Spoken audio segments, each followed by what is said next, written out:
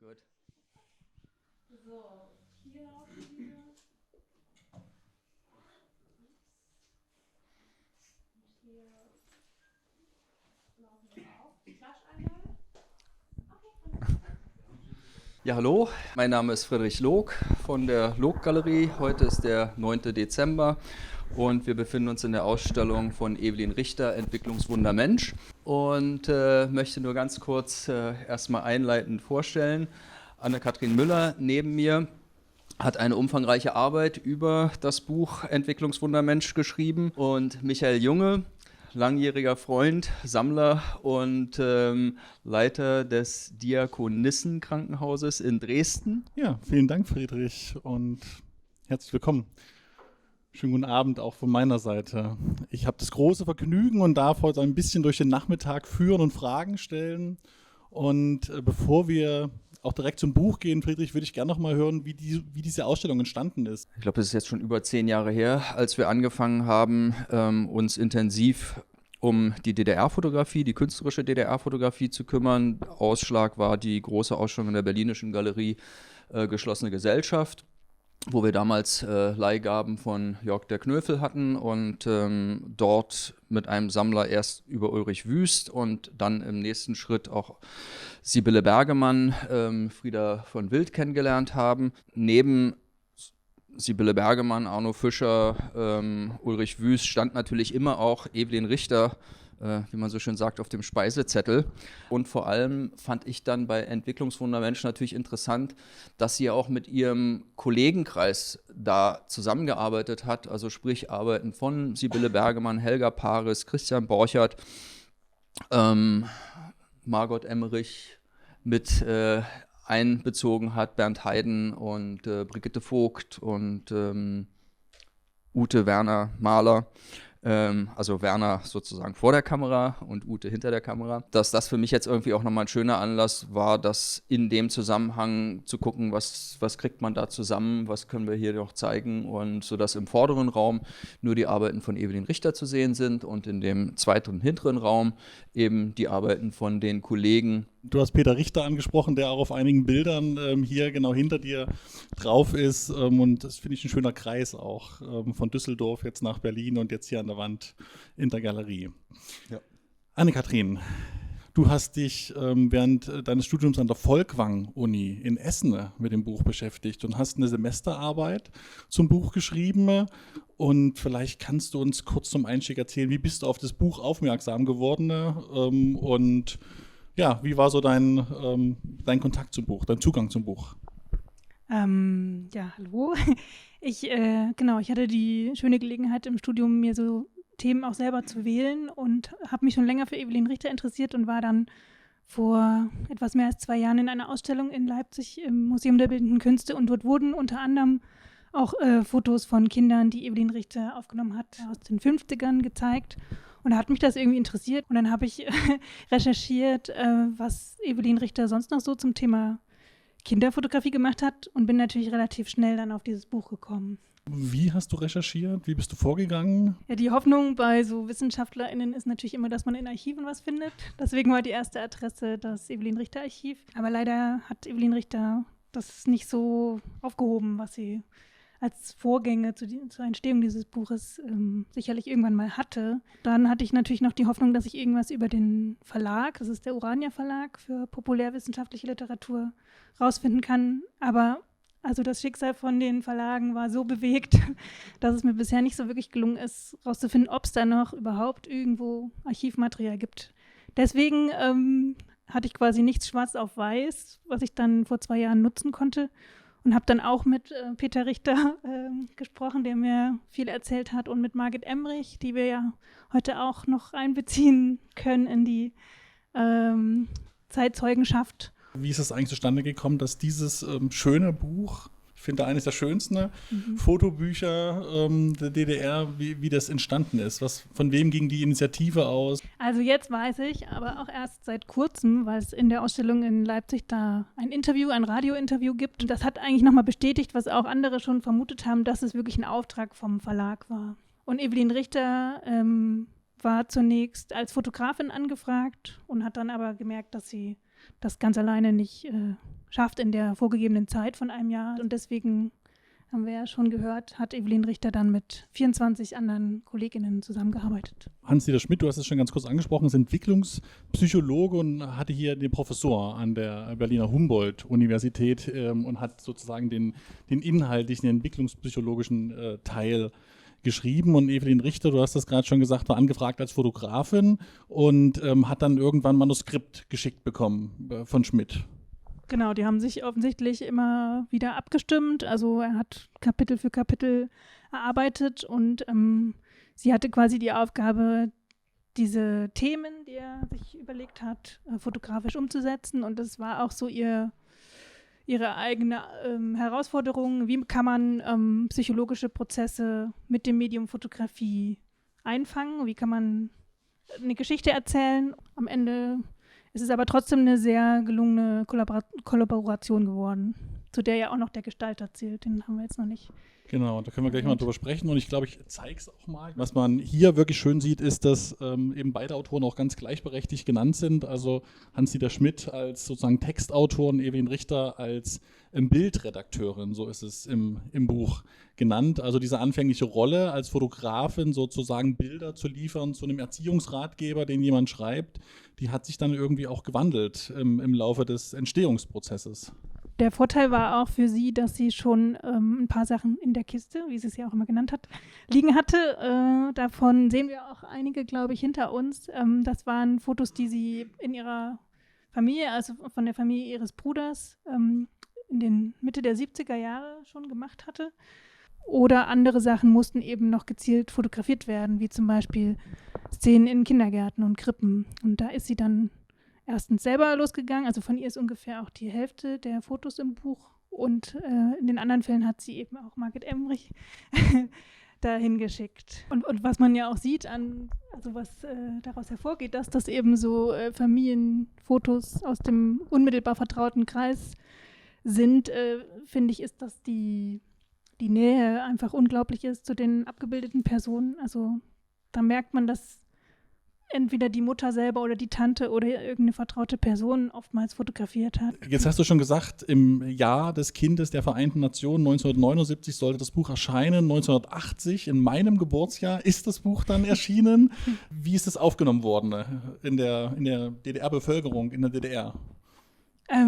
Sehr erfolgreich. Also die erste Auflage von 20.000 Stück, was auch schon nicht wenig war offensichtlich relativ schnell auch verkauft und es wurde noch 3-mal dann verlegt. 1981, glaube ich, die zweite Auflage, 1986 also da ist es auch gekennzeichnet, dass die Fassung verändert wurde und dann nochmal zuletzt 1989. Du hast jetzt von 4 Auflagen gesprochen, auch davon, dass in der 3. Auflage, dass die verändert wurde. So grob kann ich nur sagen, dass die Bilder auch ausgetauscht wurden. Es kamen auch noch mal 2 Fotografinnen dazu. Warum, kann ich Ihnen leider heute nicht erzählen. Die Zitate wurden verändert, weil es gibt ziemlich viele so auch poetisch gemeinte Zitate im Buch, die sich um das Menschsein im weiteren Sinne drehen. Und ein großer Aspekt ist, es gab in der ersten Auflage so wunderschöne Doppelseiten, für die sich Evelyn Richter auch vehement eingesetzt hat. Das hatte sie auch schon bei einem der beiden Vorgängerbücher, die sie gemacht hat. Bei Oistrach war das, war es am Oistrach. Und die sind aber in der zweiten Auflage schon einfach vom Verlag wieder gestrichen worden, wahrscheinlich aus ökonomischen Gründen. Und dann wurde auch, also wenn man sich das genau anschaut und daneben hält, in der Bildqualität einiges verändert.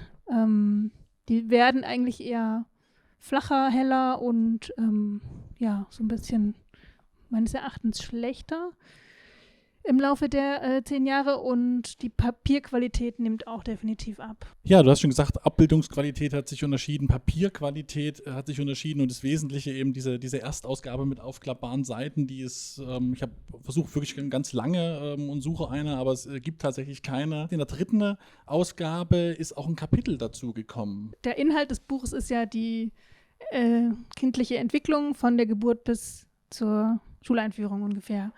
Und Hans-Dieter Schmidt war einer der eben wirklich fortschrittlichen Psychologen, die sich so ein bisschen abseits von den Doktrinen der DDR bewegt haben. Und ihm war immer sehr an der individuellen Entwicklung des Kindes gelegen. Und deswegen kam dann in der dritten Auflage ein Kapitel hinzu, was sich anders als andere nannte.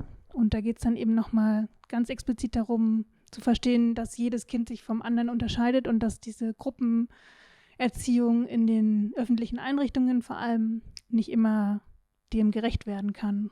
Ja, jetzt haben wir schon gesagt und auch Friedrich darauf hingewiesen, dass auch hier in der Ausstellung nicht nur Fotos von Evelyn Richter hängen, hier im ersten Raum, sondern auch von den weiteren Beteiligten, 24 Fotografen.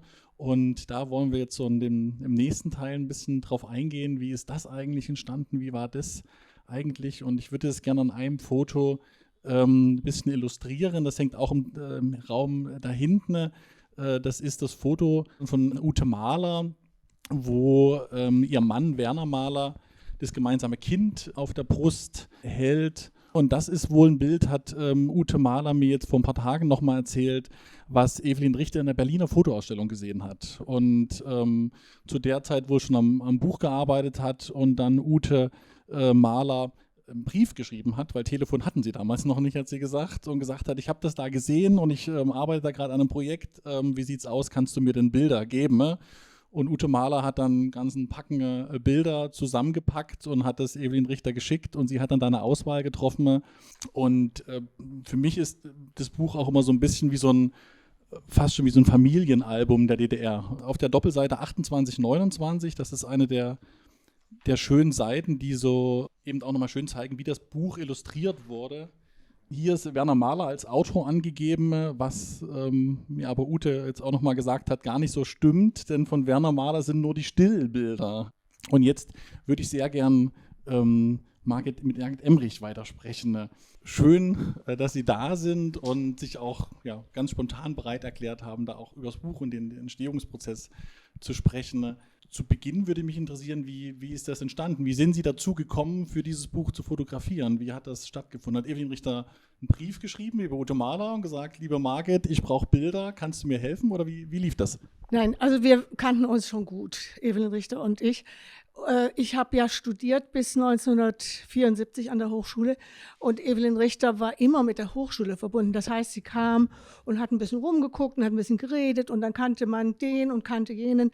Und es war wie eine alternative Ausbildungseinrichtung fast, die Evelyn, also man ging dann auch in ihre Wohnung und dann hatte sie Bücher und Bilder und wir haben uns eigentlich dort sehr viel orientiert an ihr auch. Sie war auch eine sehr raumfüllende Person, also nicht optisch, sondern in ihrer Ausstrahlung. Sie war sehr, man orientierte sich an ihr. Es war schon, und sie hatte auch eine Menge Reibungsflächen. Man hatte auch, es war immer spannend. Mit Evelyn war es immer spannend, so würde ich sagen. Ja. Sie hatte immer den Anspruch, dass man Zeitzeugen sein muss als Fotograf, dass man eine Verantwortung hat. Und zwar nicht die Verantwortung, dem Staat zu dienen und das alles zu sagen, was da gesagt werden soll, sondern das, was richtig wahr und echt ist und das auch oft gegenhält gegen das, was gefordert wurde in den öffentlichen Medien. Wie ist es dazu gekommen, dass Sie bei diesem Buch mit fotografiert haben? Ja, also wir haben uns auch zu, weiß ich was, Festen oder so gelegentlich gesehen. Ne? Also war schon etwas näher.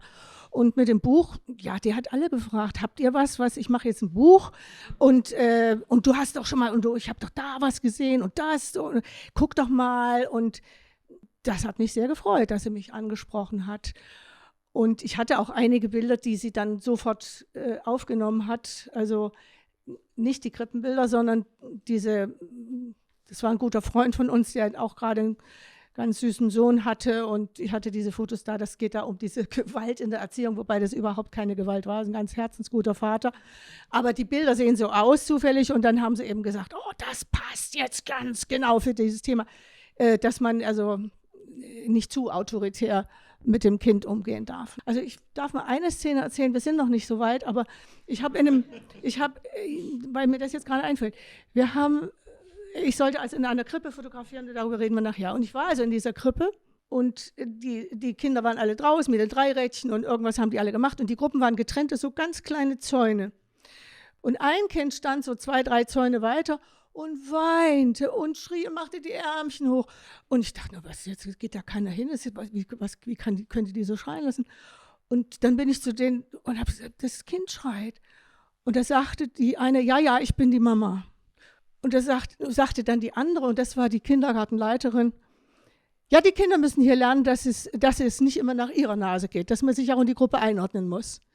Und da habe ich gedacht, das kann nicht wahr sein. Ja? Die Mutter ist hier im gleichen Gebiet, das Kind braucht dringend diese Mutter und die darf nicht hingehen oder will vielleicht auch nicht hingehen. Und das hat meinen Entschluss damals mit befestigt, dass ich in dieser DDR nicht mehr leben wollte. Also ich habe viele Gründe dafür gehabt, aber das war da auch nochmal einer. Da habe ich gedacht, so darf es nicht sein. Jetzt haben Sie gesagt, aufmerksam geworden ist Evelyn Richter auf Sie, weil Sie Bilder hatten, wo Kinder drauf waren und die irgendwie jetzt auch aus Evelyns Sicht fürs Buch relevant waren. Was im Buch ja auffällt, ist, dass, ich glaube, der ganz überwiegende Teil der Kindergarten, der Kindereinrichtungsbilder stammt von Ihnen.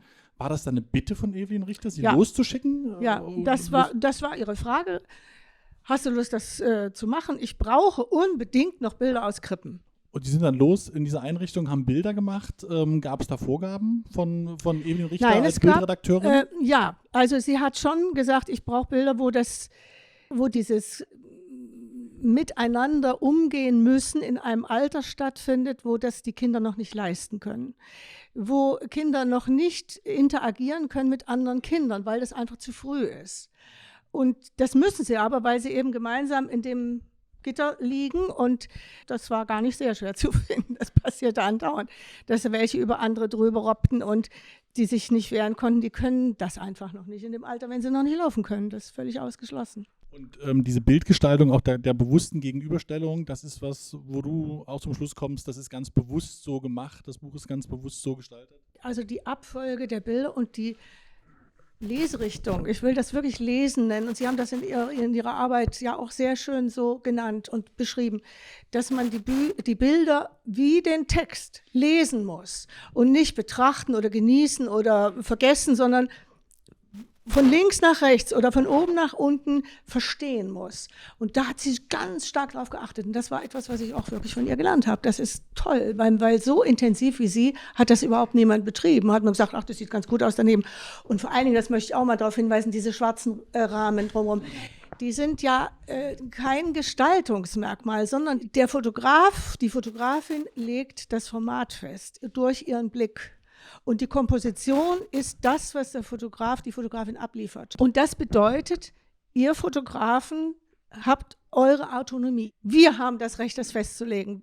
Und das ist eben auch das, warum sie als Herausgeberin so wichtig und so gleichberechtigt war. Das hat sie durchgesetzt. Ne? Anne-Kathrin, die Buchgestaltung war ja auch damals was ganz neuartig war. Also es sind fast so viele Bilder im Buch enthalten, wie das Buch Seiten hat. Und es gibt nur 4 Doppelseiten, die ganz ohne Bild auskommen. Ansonsten ist auf jeder Seite des Buches auch eine Fotografie, mindestens eine. Manche Doppelseiten bestehen ja nur aus Fotografien. Kannst du noch mal was zur Buchgestaltung sagen und auch zum Buchgestalter? Das hast du vor uns schon kurz angesprochen, dass das sozusagen ein Dreigestirn war. Hans-Dieter Schmidt als Entwicklungspsychologe, Evelyn Richter als Fotografin und dann eben ein Buchgestalter. Das war Walter Schiller, der hat auch an der Hochschule für Grafik und Buchkunst gelehrt und war auch wirklich einer, der so die Buchgestaltung in der DDR vorangebracht hat. Er hatte ja auch die große Aufgabe, diese 25 verschiedenen BildautorInnen irgendwie in eine Einheit zu überführen. Ich finde, das ist eben sehr gut gelungen, diese homogene Geschichte. Was wir vielleicht auch noch nicht so erzählt haben, ist ja das mit den Sequenzen.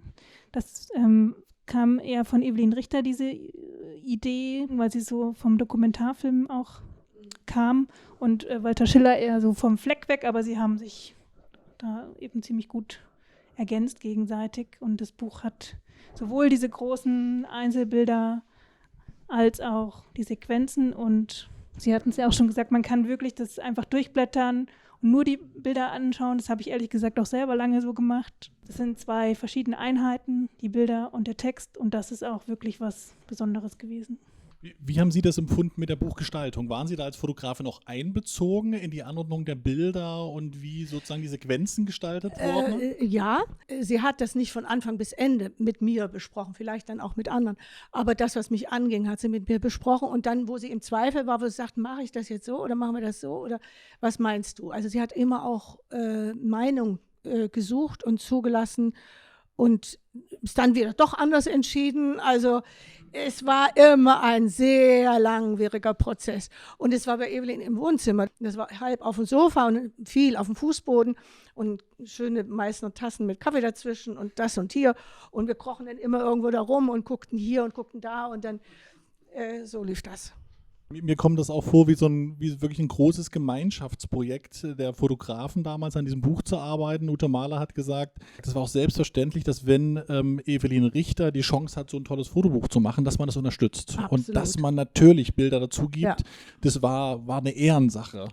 Und sie meinte auch, es war aber auch von Anfang an klar, dass diese Arbeitsweise, die Sie gerade beschrieben haben, auch wie so ein Qualitätsmarker war. Es war klar, Evelyn Richter macht das richtig ordentlich. Das wird nichts Schnelles. Und man wusste auch, dass man inhaltlich mit ihr übereinstimmte, nicht? Dass das also nicht missbraucht wird in irgendeine Richtung oder dass man gar nicht weiß, was damit wird oder so. Nein, das war ganz partnerschaftlich. Was haben die vielen Fotografen dann bekommen? Wissen Sie das noch? Was die vielen Fotografen bekommen haben, weiß ich nicht, weil ich dann, als das Buch erschienen war, schon nicht mehr in der DDR war. Doch, ich war noch in der DDR, sehr wohl, aber eben im Gefängnis. Und ich habe, wenn ich mich richtig erinnere, tatsächlich ein Honorar bekommen.